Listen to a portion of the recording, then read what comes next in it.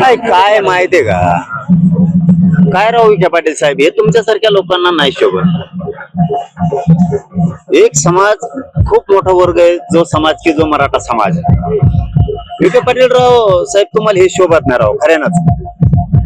29 August 2025 ला, आता 29 August 2026 ला एक वर्ष पूर्ण होतं. विखे पाटील साहेब तुमच्यावरती आणि फडणवीस साहेबांवरती या मराठा समाजाने विश्वास ठेवला हे तुमच्या लक्षात नाहीये.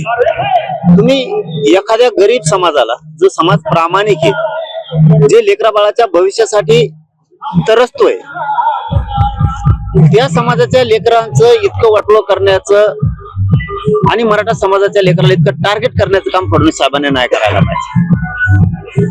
आम्ही जर प्रामाणिकपणानं सरकार म्हणून तुमच्यावरती विश्वास ठेवतो, ज्या मराठा समाजानं जीवाचं पाणी करून, रक्ताचं पाणी करून तुम्हाला सत्तेवरती बसवलं आणि मतं केले, त्यांच्याच लेकरांची इतकी हेळसांड तुमच्याकडून फडणवीस साहेब होईन असं आम्हाला वाटत नव्हतं. 1 वर्ष झालं मी एकाही शब्दानं फडणवीस साहेबांना दुखावलेलं नाही. याला तुम्ही मीडिया सगळे साक्षीदार आहेत. का तर आम्हाला कुठंतरी असं वाटलं होतं की आता विखे पाटील याच्यात उतरलेत आणि विखे पाटलाच्या माध्यमातून फडणवीस साहेब नक्की या समाजाच्या लेकरांचं अश्रू पुसतील, यांचं भविष्य धोक्यात आणणार नाही. अहो, तुम्ही ओबीसीचा JR काढला, सोयी सुविधा लागू केल्या नाहीत. फडणवीस साहेब इतकं तरी तुमच्या लक्षात आलं पाहिजे. तुम्ही मराठा समाजाचा हैदराबादचा JR काढून 1 वर्ष पूर्ण होत आहे, तुम्ही प्रमाणपत्र तिचे वाटप करत नाहीये. फडणवीस साहेब 58 लाख नोंदी निघाल्यात आणि जे मोठ्या उमेदीनं विखे पाटील साहेब सांगतायत की आम्ही याव केलं त्याव केलं. साहेब, या समाजानं डोळे झाकून तुमच्यावरती विश्वास ठेवला होता की तुम्ही आमच्या डोळ्यात कधीच माती टाकणार नाहीयेत, हे आम्हाला वाटलं होतं. तुम्ही व्हॅलिटी लोकांचं देत नाही. तो एखाद्याच्या पुतण्याचं निघालंय तर त्याच्या भावाला देत नाही. तुम्ही अंतरवाली द्या, मी सोक्ष समोरासमोर करून दाखवतो. याच्यापेक्षा काय करायचं तुमच्यासाठी? तुमचं काय झालं बघा, श्रेयवादाच्या लढाईत आमच्या मराठ्यांचं भविष्य गुंतून ठेवलंय तुम्ही विनाकारण, काही गरज नसताना. तुम्ही मुंबईत आम्हाला 1 वर्ष आता होतंय आम्ही गेलेलो, त्या दिवसाचा जरा दिवस फडणवीस साहेबांनी आणि विखे पाटलांनी आठवा. आम्ही या भूमिकेत होतो की मराठ्यांनी यांना सत्तेवर बसायचं आणि भांडायचं पण यांना, या भूमिकेत आम्ही होतो. आणि तीच भूमिका रास्त असती असं समाजाला सुद्धा वाटत होतं. पण आता समाजाला पण वाटायला लागलं भाजपने फसवलं. आठवून बघा तुम्ही की त्यावेळेस विखे पाटील साहेब, शिवेंद्रराजे साहेब, मला वाटतं तिथं त्यावेळेस मंत्री माणिकराव कोकाटे साहेब होते, उदय सामंत साहेब होते, प्रताप सरनाईक साहेब होते, असे बरेचसे मंत्री होते. मला वाटतं गिरीश भाऊ सुद्धा होते, असा एक अंदाजा. तुम्ही सांगितलं होतं फक्त 1च महिना वेळ द्या, आम्ही तुम्हाला 17 संस्थांचं गॅझेटियर देतो. दिलं का? कोणत्या चुकीचं पाऊल आहे आमच्या मराठ्यांचं? मी नाही बघू शकत. तुम्हाला आता 29 ऑगस्टला कळत, ज्या मराठ्यांनी सत्तेवर बसवलंय तो किती आता तुम्हाला सळोकी पळव करतो. तुम्ही फक्त 29 ऑगस्टची दिवस उजेडू देऊ नका. शेवटी काय असतं, भाजपमध्ये काम करणारा असू द्या, शिवसेनेत असू द्या किंवा राष्ट्रवादीत असू द्या, सत्ता जरी त्यांची असली, जरी श्रीमंत पक्षातल्या मराठ्यांना गरज नसतं आरक्षणाची, पण तुमच्या कार्यकर्त्याला गरज येणार होती. पोरगी चपलान हानील ना तुम्हाला, कारण तिच्या बापानं या भाजपसाठी काम केलंय. तिच्या बापानं एक असं पोरग आहे की त्याच्या बापानं सुद्धा भाजपसाठी काम केलंय. आणि भाजपच जर आम्हाला आरक्षण देत नसेल तर आम्ही गप्पा बसायचं? आम्ही म्हणतो का सत्ता द्या आम्हाला, आम्ही तुम्हाला सत्तेवर बसवलंय, आमच्या लेकराला आरक्षण द्या, एवढंच म्हणणं आहे. इतकं तुम्ही टार्गेट केला मराठा समाज की तुम्ही प्रमाणपत्र पण निघू द्यायनात. गप कसा बसेल मराठा समाज तुम्हाला 29 ऑगस्टला दिसेल. अंमलबजावणी करताना ज्या काही त्रुटी असतील त्या पूर्णपणे दूर करण्याचा सरकारचा प्रयत्न आहे. सरकार कुठेही कमी पडणार नाही असं विखे पाटील म्हणतात. मी तर आता म्हातारा होत आलो ऐकू, ते तर झालेतच. मी तर म्हातारा झालो ऐकू. मी सांगितलं ना, कधी नव्हे ते मराठ्यांनी विखे पाटलांवरती विश्वास ठेवला होता. फडणवीस साहेबांच्या सांगण्यावरून म्हणतोय मी. फडणवीस साहेबांनी सांगितल्याशिवाय भाजपच्या एकाही मंत्र्याची टप्पर नाही व्यासपीठावर यायची, एवढं दडपण आहे त्यांचं त्यांच्यावरती. तरीही मी ते आलेत, आम्ही फडणवीस साहेबांनी त्यांना सांगितलं म्हणून विश्वास ठेवला. काय चूक केली मराठ्यांनी? काय चूक केली? विश्वास ठेवणं. पाप केलं का आम्ही? आम्ही तुमच्यावरती सत्ता सोपवली. काय राव तुम्ही येड्यात काढायला लागलात या समाजाला. त्याच पोरांची ऍडमिशन कॅन्सल व्हायला लागली. नोकऱ्यातून तुम्ही व्हॅलिडिटी दिले तर नोकऱ्यातून पोरं बाहेर पडाले. काय केलं लेखी बाळीन आमचं तुमच्या? तिने शिकू नये का? पर राज्यातला तुम्ही आता जी आर काढला, पर राज्यात का लागू केल्यानंतर राज्याच्या योजना कशामुळे नाही करायच्या? ईडब्ल्यूच्या पोरांच्या निवडी झाल्या, काय घेत नाहीत तुम्ही? भाजपचे पोर नाहीत काय त्याच्यात? त्याच्यात शिवसेना राष्ट्रवादीचे पोर नाहीत का? एसीबीसीतून पोरांच्या निवडी झाल्या. PSI DYSP पासून पोर आहेत, महावितरण मधले पोर आहेत. त्या पोरांच्या निवडी 2014 पासून 19 पासून आतापर्यंत 26 पर्यंत काढल्या. का माझ्या मराठ्यांच्या पोरांना अधिकारी व्हायचा नाही का? त्याच्यात तुमच्या कार्यकर्त्याचं पोरगच नाही काही एक पण. मराठ्यांविषयी दुटप्पीपणा वागणूक तुम्ही बंद करा. नसता ह्यावेळेस लोक काय मराठ्यांचे आता पक्ष बघत नाहीत. कारण मी सत्ताधारी पक्षातल्या मराठ्यांना सुद्धा सांगतो, आधी समाजाला आणि तुमच्या लेकराला मिळू द्या आणि नंतर पक्षाचंच काम करा. पण पदरात पाडेपर्यंत पक्ष बघू नका. सगळ्यांना तुटून पडा नसता तुमच्या पोरांचं वाटलं झाल्याशिवाय राहत नाही. मराठा आरक्षण मला आता 28 पर्यंत मी या विषयावर बोलत नाही. मी सगळं पोल खोलत करणार यांच्यात. फडणवीसांनी सांगितल्याशिवाय एकही मंत्री येऊ शकत नाही. हे अंतिम सत्य. केस मागे घेऊ, साधा विषय हो, केसेस मागे घे ना. हाणलं तुम्हीच, डोके फुडले आमचेच. आमच्या आया बहिणी रक्ताच्या थावळ्यात पडल्या आणि आमच्यावर तुम्ही 307 केला. इतकी मगरुरी, एवढी सत्तेत मगरुरी कधीच नसून आहे. होय, एक गोष्ट खरी आहे, तुम्ही मराठ्यांना हाताखाली धरावं, सगळ्या जाती धर्माला हाताखाली धरावं, सत्तेत यावं. पण आल्याच्या नंतर प्रश्न सोडावेत त्यांच्या मुंडक्यावर पाय देऊन. मुंडके तोडू नये. मला दाखवा भाजपाच्या मुलाला मुलीला वाटत नाही का आम्ही अधिकारी व्हावं? ते सुद्धा त्यांच्या आई बापाला शिवाय देतात. आपली सत्ता असून ही परिस्थिती का आली आमच्यावरती? फीस भरायची नाही ताकद हो. बोलायला सोपं असतं, भाषण करायला सोपं असतं. ज्यावेळेस 5 आणि 10 लाख फीस भरायची वेळ येते ना, त्यावेळेस भाजपमधले लोक सुद्धा अंतरवालीच माझ्या इकडे येऊन बसतात. मस्त खऱ्या गोष्टी आहेत म्हणतात. पण काय करावं, काय करावं याचं उत्तर सगळ्या मराठ्यांना सांगतो. बंधनं तोडा, तर तुमची जात आणि तुमचे लेकर बाळ मोठे होणार आहेत. बंधनं तोडा, पक्षाच्या बाहेर या. तुमच्या लेकराला जातीला मिळाल्याच्या नंतर पुन्हा पक्षात घुसा. बस का? मराठा आरक्षण कक्ष स्थापन केल्याचं देखील त्यांनी म्हटलंय विखे पाटलांनी. 4 टाळके एकत्र आले म्हणून स्वतंत्र मराठा आणि कुणबी मंत्रालय स्थापन करायचंय म्हणून तुम्ही स्थापन करत नाही. काय चुकीची मागणी केली मी? त्यांचं म्हणणं आहे 7-8-9 मंत्री ओबीसीचे आडवे पडायले. नाव हे मी 29 ऑगस्टला सांगत, आता घेत नाही. उगाच रोष कोणी कोणावर व्यक्त करू नका.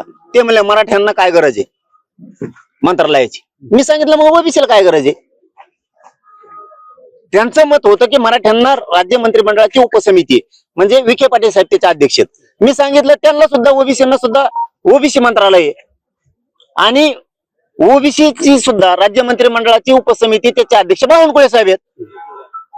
आम्ही आतापर्यंत मराठी म्हणलो ओबीसीला देऊ नका, द्या की, पण ओबीसींना असं म्हणू नका मराठ्यांना मंत्रिमंडळाची गरज काय. आम्हाला स्वतंत्र मंत्रालयाची आवश्यकता आहे. कारण आमचे सगळे महामंडळापासूनचे हप्ते थकलेत. पंजाबराव देशमुखांची योजना नाहीये. पोरांना कुठं सुविधा एसीबीसीच्या मिळायला तयार नाहीयेत. आम्हाला स्वतंत्र मंत्रालय असलं तर आमचा कारभार आमच्या पोरांना त्या मंत्रालयातून हाकीता येईल आणि पोरांच्या फीस पासूनच्या सोयी सवलतीपासूनच्या सगळ्या मागण्या सुटतील म्हणून आमची ही मरमर चालू आहे. सारथीच्या सगळ्या योजना बंद केल्यात. त्याच्यात काय नुसते बाकीचे शेतकरी मराठीचे ऍडमिशन आहेत का? भाजप, शिवसेना, राष्ट्रवादी काँग्रेसचे ऍडमिशनच नाहीत का त्यांच्या पोरांचे? आपली एक चूक झाली, शेवटचं सांगतो, मराठ्यांची एक चूक झाली. आपण पक्षाला जास्त महत्व दिलं आणि बाकीच्यांनी काय केलं, आधी जातीला महत्व दिलं आणि नंतर पक्षाला दिलं म्हणून त्यांना खूप मिळालं. इथून पुढे तरी मराठ्यांनी आता ही चूक करू नका.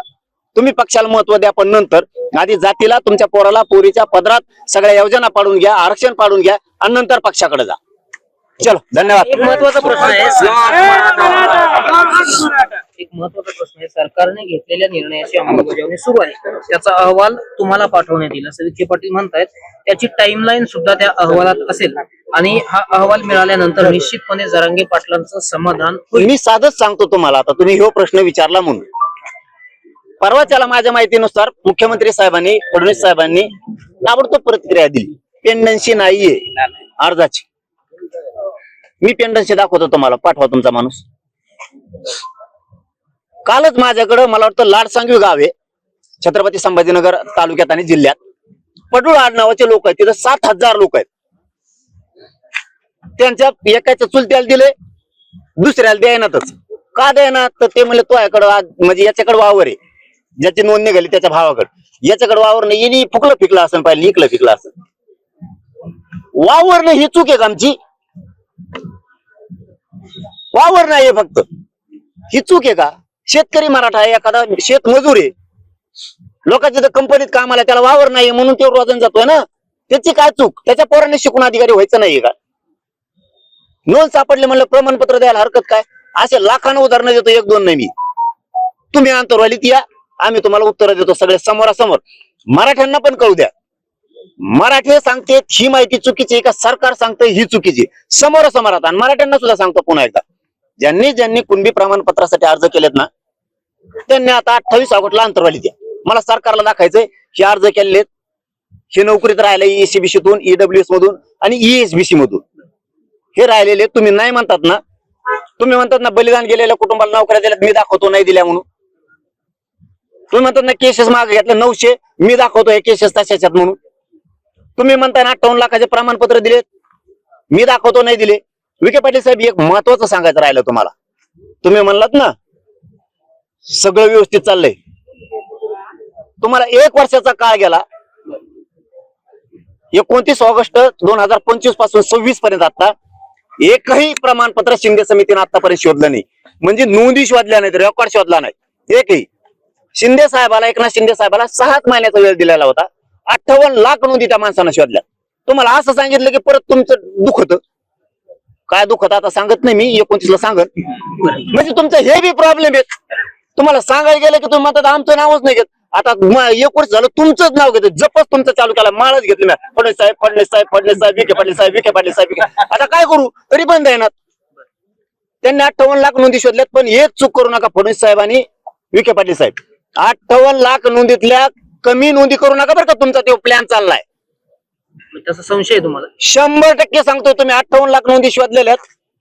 तुम्ही शिंदे समितीला चुकीची माहिती देऊन, चुकीचा दबाव त्यांच्यावर टाकून 58 लाखाच्या नोंदी कमी करू नका. तुम्ही चुकीचा संदेश मराठ्यात जाईल तर तुम्हाला लय वाईट फळ भोगावं लागतं. 58 लाखातली एक बी नोंद कमी नाही झाली पाहिजे. तुमची ती प्रक्रिया सुरू आहे सध्या की 58 लाखातल्या नोंदी किती कमी होतात, म्हणजे ते शोध देतात आणि तुम्ही कमी करता का? तुम्ही पागलात काढायचं काम करू नका, नसता रस्ते बंद होतील. शेवटच्या आंदोलनात तुम्ही आता सगळं खरं खोटं करून दाखवणार आहे समोरासमोर. मला काय म्हणायचं की फडणवीस साहेब म्हणते टेंडन्सी नाहीये. मला वाटतं मराठ्यांनी हैदराबाद गॅजेटनुसार ज्यांनी अर्ज केलेत त्यांनी अर्ज केलेले घेऊन यावं की आम्ही अर्ज केलेला आहे, एक क्रमांक. दुसरा ज्यांनी केलेले त्यांनी पटापट करा. तिसरं की 58 लाख नोंदी निघाल्या, ज्यांच्या नोंदी सापडल्या त्यांनी पण अर्ज करा. आणि ज्यांनी केलेत, दिले नाहीत त्यांनी अंतरवाली ते आम्हाला दिलं नाही म्हणून. ज्यांच्याकडे रेकॉर्ड असेल ते नोंदी सापडलेले पण सरकार घेत नाहीये ते पण या. ज्याला नोकरी लागली ते पण या. महामंडळाच्या माध्यमातून जे परतावे थांबलेत, पोरांच्या नरड्याला फाश्या लागल्यात, यांनी उद्योजक करायला ठरवले. मराठ्यांच्या पोरं लाखो पोरांना कर्ज वाटलं. आता परताव्यामुळे पोरांचं सिव्हिल खराब व्हायला लागले. त्यात भाजपचे लोक नाहीत का पोरं? अण्णासाहेब पाटील विकास महामंडळातून फायली करणारे भाजपचे पोरं नाहीत का? ही कोणता तुझा भाव आहे तुमचा? मग भाजपचे आहेत ते काही पोरं म्हणून फाशील देणार का? यासाठी झक मारायला मतदान केलं का तुम्हाला? मी लाईन दाखवतो, कोणाकोणाकडे कर्ज आहेत, कोणाचे व्याज परतावे आले नाहीत, आणि एका दिवसात तुकडा पाडायचा. आणि मराठ्यांना सांगतो, ज्यांनी अर्ज केलेत, ज्यांना नोकऱ्याला दिल्या नाहीत, ECBC-तून, EWS मधून कुणबी प्रमाणपत्राचे अर्ज दिलेत, यांनी अंतरवालीत येऊन बसा. प्रश्न सुटूस तर माघारी जायचं नाही, कारण प्रश्न सोडल्याशिवाय मी बी हटत नाही, तुम्हाला उठून देत नाही. आणि सरकारचं बी धोरण बघतो कसं आहे. आणि मराठ्यांनी जर रस्ते जाम केले तर याला फडणवीस जबाबदार राहणार. पण एक शेवटचा प्रश्न आहे, अभिजित तितके यांना धमक्या येत आहे, भाजपमध्ये ये नाही तर तुझं मारून टाकू, अशा प्रकारच्या धमक्या आजवर तुम्ही इतके आंदोलन केले, तुम्हाला कधी धमकी नाही आली? पण त्यांना आता धमकी आहे. मी थोबड फोडीत असतो लगेच. मी एवढा संत बी नाही. मग गरीब मराठ्यांचं कल्याण होतंय म्हणून मी आपलं चुतकरीत चाललो. उद्या देते बुवा, परदेशी देते बुवा, अशी वाट बघितली. आता वाट बघत नसतो. धमक्या दिल्या ना, आम्ही सुद्धा थोबड फोडीत असतो जागेवर, कारण आम्ही गोटे दगड याच्यातलेच आहेत. मग ते काय सांगायची गरज नाही. कसा काय कानापासून कसं जातो बुंग. चलो, धन्यवाद. आपल्या परिसरातील बातम्या आमच्यापर्यंत पोहोचवण्यासाठी स्क्रीनवर दिलेल्या क्रमांकावर संपर्क साधू शकता. दूरध्वनी क्रमांक 8652414343.